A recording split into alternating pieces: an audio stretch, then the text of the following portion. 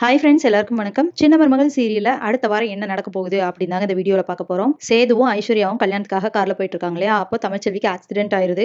அவங்க வந்துட்டு ஆட்டோல இருந்து கீழே விழுந்துடுறாங்க. யாரோ அடிபட்டு கிடக்குறாங்க அப்படின்னு சொல்லிட்டு சேது போய் பாக்குறாரு. அப்போ தமிழ்ச்செல்வியை திருப்பி பாக்குறாரு. அப்பதான் அவங்கன்னே தெரியுது.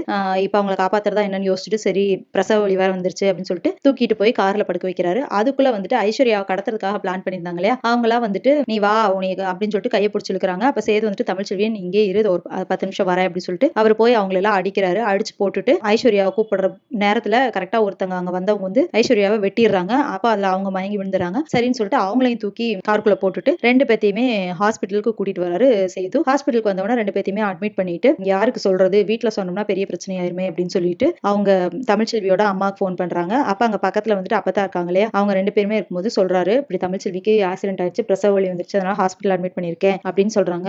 அப்பதான் வந்துட்டு வீட்டுல யாரும் இல்லையே, சரி வா வசந்தி நம்ம 2 பேர் போலாம் அப்படின்னு சொல்லிட்டு வராங்க. இங்க வந்த உடனே ஐஸ்வர்யா மயக்கத்துல இருக்காங்க. இப்போ தமிழ்ச்செல்விக்கு டெலிவரி பெயின் அப்படின்னு சொல்லிட்டு சிசேரியன் தான் பண்ணணும் அப்படின்னு சொல்றாங்க. சரி பண்ணுங்கன்னு சொல்லிட்டு சேது சொல்றாரு. அதுக்கப்புறமா தமிழ்ச்செல்வியோட அம்மாவும் அப்பதான் வந்துடுறாங்களே. அவங்க வந்த உடனே என்னடா ஆச்சு அப்படின்னு சொல்லிட்டு சேது கேக்குறாங்க.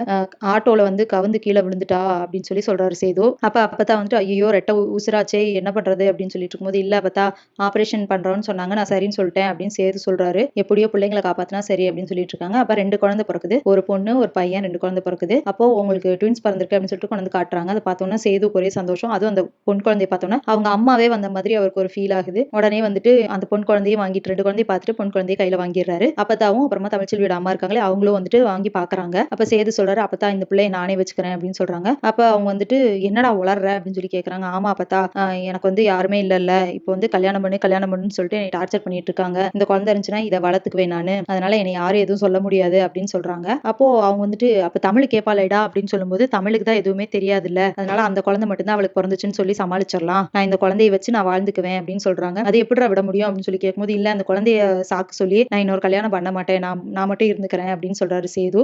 ஏன்னா இப்ப இந்த சுச்சுவேஷன்ல இப்ப அவசர அவசரமா இவங்க எல்லாரும் சொன்னனாலதான் நான் சரின்னு சொன்னேன், எனக்கு கல்யாணம் பண்றதுல விருப்பம் இல்ல, இப்ப இந்த குழந்தையை சாக்காட்டி யாருமே வந்துட்டு சரின்னு சொல்ல மாட்டாங்க குழந்தை இருக்கறனால, அது மட்டும் இல்லாம இந்த பிள்ளையவே நான் வளர்த்துக்கிறேன்னு சொல்லி எல்லாத்தையும் சமாளிச்சிடுறேன், அவளுக்கும் தமிழுக்கும் வந்துட்டு குழந்தை இல்லாம இல்ல, அந்த இன்னொரு பிள்ளை இருக்குல்ல அந்த பிள்ளைய அவ வச்சு வளர்த்துட்டு இது ஒரு குழந்தை தான் உனக்கு பிறந்துச்சுன்னு சொல்லிருங்க அப்படின்னு சொல்றாங்க.